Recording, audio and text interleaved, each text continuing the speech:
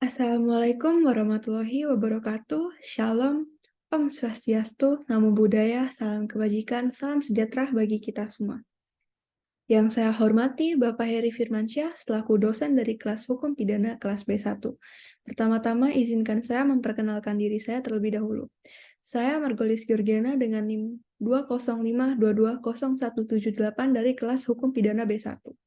Pada kesempatan kali ini, perkenankan saya memaparkan salah satu materi dari beberapa materi yang sudah dipaparkan dari awal semester hingga pertengahan semester 2 kali ini. Materi yang akan saya paparkan pada kesempatan kali ini adalah materi mengenai delik culpa. Pemaparan materi ini saya buat bertujuan untuk memenuhi tugas ujian tengah semester 2 saya. Di dalam peraturan perundang-undangan, untuk menyatakan kealpaan digunakan berbagai macam istilah seperti schuld, culpa, onachsamheid, ernstig, Radenhof om de Vermoeden, redelijkheid, moed vermoeden, dan moed verwachten. Nah, delik culpa sendiri adalah delik kealpaan yang merupakan suatu perbuatan pidana yang dilakukan secara tidak sengaja, tanpa adanya unsur kesengajaan. Dalam undang-undang sendiri tidak ditentukan apa arti dari kealpaan. Namun dari ilmu pengetahuan hukum pidana diketahui bahwa inti sifat-sifat atau ciri-cirinya adalah yang pertama, sengaja melakukan suatu tindakan yang ternyata salah karena menggunakan otaknya secara salah. Seharusnya ia menggunakan otaknya sebaik-baiknya. Tetapi ia tidak menggunakannya. Dengan kata lain, ia telah melakukan suatu tindakan aktif pasif dengan kurang kewaspadaan yang seharusnya diperlukan. Kemudian yang kedua, pelaku dapat memperkirakan apa yang dapat terjadi karena perlakuan atau perbuatannya, tetapi merasa dapat mencegah akibat tersebut. Sekiranya akibat itu pasti akan terjadi, dia lebih suka untuk tidak melakukan tindakan yang akan menimbulkan akibat itu. Tetapi tindakan itu tidak diurungkan atas tindakan mana ia kemudian dicela karena bersifat melawan hukum. Dalam hukum pidana, kelalaian, kesalahan, kurang hati-hati atau kealpaan disebut dengan culpa. Profesor Dr. Wirjono Prodjodikoro mengatakan bahwa arti culpa adalah kesalahan pada umumnya. Tetapi dalam ilmu pengetahuan hukum mempunyai arti teknis, yaitu suatu macam kesalahan si pelaku tindak pidana yang tidak seberat seperti kesengajaan, yaitu kurang berhati-hati, sehingga akibat yang tidak disengaja tersebut terjadi. Pada intinya, culpa mencakup kurang cermat berpikir, kurang pengetahuan, atau bertindak kurang terarah.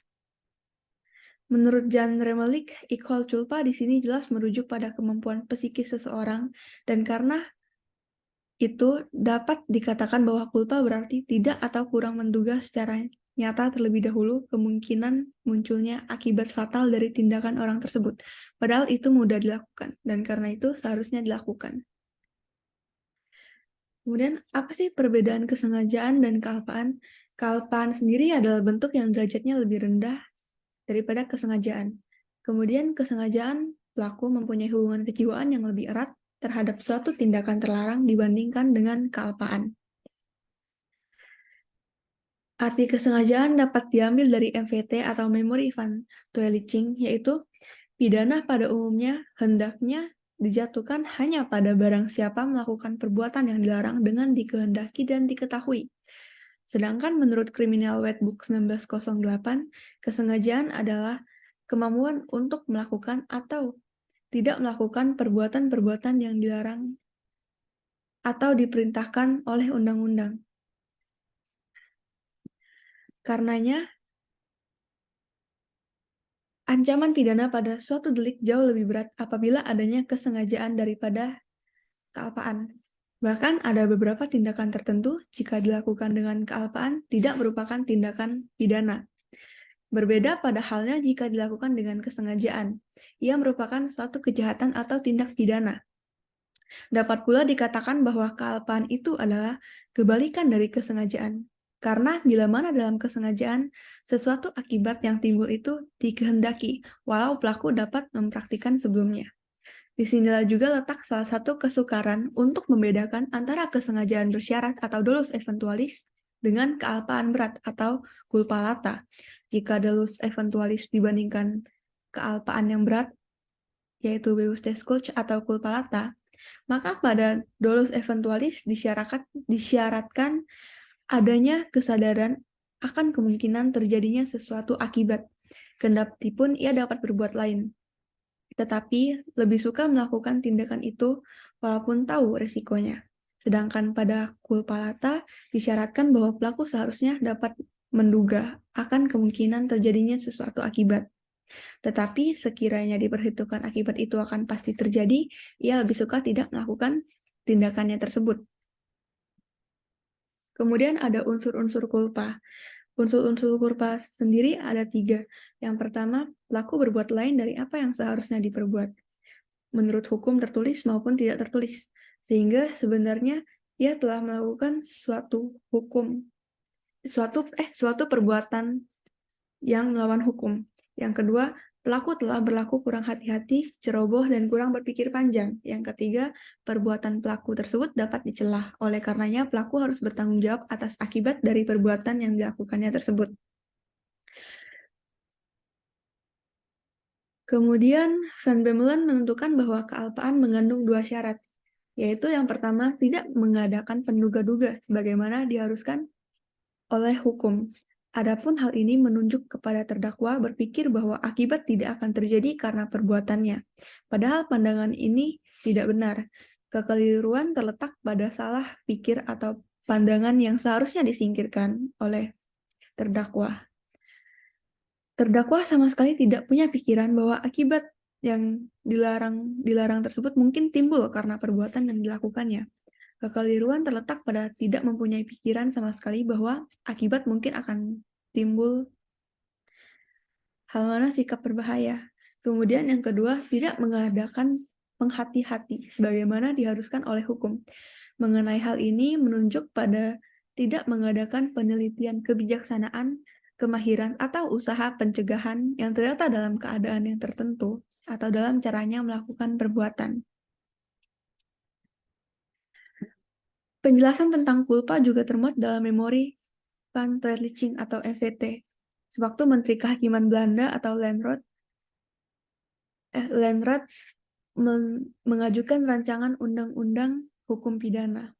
Hal mana dalam pengajuan rancangan itu menjelaskan bahwa pada dalam diri pelaku terdapat yang pertama kekurangan pemikiran yang diperlukan, yang kedua kekurangan pengetahuan yang diperlukan, dan yang ketiga kekurangan kebijaksanaan yang diperlukan. Kemudian ada jenis culpa. Yang pertama adalah culpa levissima atau kealpaan yang ringan, dan yang kedua adalah culpa lata atau kealpaan yang berat. Menurut para ahli hukum pidana sendiri, culpa levissima dijumpai di dalam jenis kejahatan karena sifatnya yang ringan, namun dapat pula dijumpai dalam pelanggaran dari buku ketiga KUHP. Sebaliknya, ada pandangan bahwa culpa levissima oleh undang-undang tidak diperhatikan, sehingga tidak diancam pidana, sedangkan bagi culpa lata dipandang sebagai suatu kejahatan karena kealpaan. Kemudian, kelalaian atau kealpaan terbagi menjadi 2. Ada kelalaian atau kealpaan yang disadari atau Beus Desculch, yaitu pelaku dapat memperkirakan kemungkinan suatu akibat atas perbuatan yang dilakukan olehnya, namun ia melakukan upaya pencegahan agar akibat tersebut tidak terjadi. Contoh kealpaan yang disadari A mengendarai mobil dengan kecepatan 60 km per jam. Ia melihat banyak orang menyeberang jalan, tetapi kecepatannya tidak dikurangi karena ia yakin bahwa kemampuannya menyetir bagus dan rem mobilnya berfungsi dengan baik, sehingga ia merasa dapat menghindari tabrakan yang mungkin akan terjadi. Tetapi tiba-tiba dalam jarak yang dekat, ada seseorang menyeberang dari arah kanan dan dengan refleks, pengendara membanting setir ke arah kanan dengan maksud atau niat melewati penyeberang itu dari arah belakangnya. Tetapi rupanya penyeberang itu justru ragu, sehingga ia mundur dan tabrakan pun terjadi. Kemudian ada kelalaian atau kealpaan yang tidak disadari atau ombewestus coach, yaitu pelaku tidak dapat menyangka kemungkinan adanya akibat dari perbuatannya, padahal seharusnya ia dapat menyangkanya. Contoh kelalaian atau kealpaan yang tidak disadari atau ombewestus coach ini dalam kasus pengemudi mobil, dalam kasus pengemudi mobil harus memperhatikan keadaan mobilnya, khususnya yang berkaitan dengan keselamatan, seperti rem, ban, mesin, dan hal-hal lain yang perlu diperiksa apakah dalam kondisi baik atau tidak. Kemudian, apakah si pelaku merasa sangat lelah, tergesa-gesa, atau apakah memiliki SIM? Apabila tidak, SIM dapat diambil sebagai faktor kealpaan atau kulpa, walaupun pengemudi itu sangat mahir mengemudi. Kemudian kelalaian menurut hukum pidana dibagi menjadi dua. Yang pertama, kelalaian perbuatan. Jika hanya dengan melakukan perbuatannya sudah merupakan suatu peristiwa pidana, maka tidak perlu melihat akibat yang timbul dari perbuatan tersebut. Sebagaimana ketentuan pasal 205 KUHP yang berbunyi, barang siapa karena salahnya menyebabkan barang yang berbahaya bagi jiwa atau kesehatan orang terjual, diterima, atau dibagi-bagikan, sedangkan si pembeli atau yang memperoleh tidak mengetahui akan sifatnya yang berbahaya itu, dihukum penjara selama-lamanya 9 bulan atau kurungan selama-lamanya 6 bulan atau denda sebanyak-banyaknya 4.500. Kalau ada orang mati lantaran itu, maka si tersalah dihukum penjara selama-lamanya 1 tahun 4 bulan atau kurungan selama-lamanya 1 tahun. Kemudian barang-barang itu dapat dirampas. Kemudian yang kedua, kealpaan akibat, merupakan suatu peristiwa pidana jika akibat dari kealpaan itu sudah menimbulkan akibat yang dilarang oleh hukum pidana. Misalnya, kematian orang lain. Sebagaimana yang diatur dalam pasal 359 KUHP yang berbunyi, barang siapa karena kesalahannya atau kealpaannya menyebabkan orang lain mati, diancam dengan pidana penjara paling lama 5 tahun atau pidana kurungan paling lama 1 tahun. Selain itu, pasal kelalaian merugikan orang lain juga diatur dalam pasal 360 dan 361 KUHP, yakni kulpa yang menyebabkan luka-luka berat hingga timbul penyakit atau halangan tertentu. Kemudian, kulpa juga terdapat dalam Ares HR 14 November tahun 1887. Ares HR 14 November 1887 ini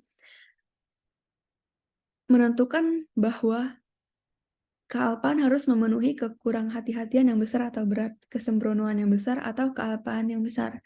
Jadi, untuk satu kejahatan yang dilakukan dengan kealpaan ringan atau culpa levis, tidak dipertanggungjawab pidanakan kepada pelaku.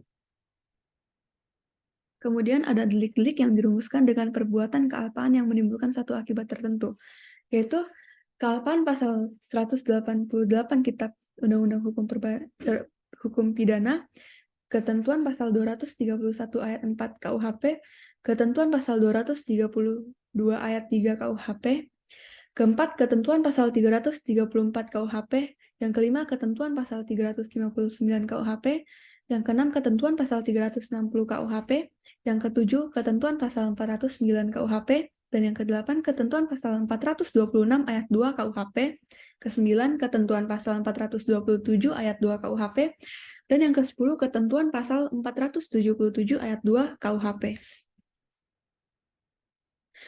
Sekian pemaparan materi mengenai delik culpa dari saya. Saya mohon maaf jika ada kata yang kurang berkenan atau kurang. Akhir kata saya ucapkan terima kasih. Assalamualaikum warahmatullahi wabarakatuh. Shalom, Om Swastiastu, Namo Buddhaya, dan salam kebajikan, salam sejahtera bagi kita semua.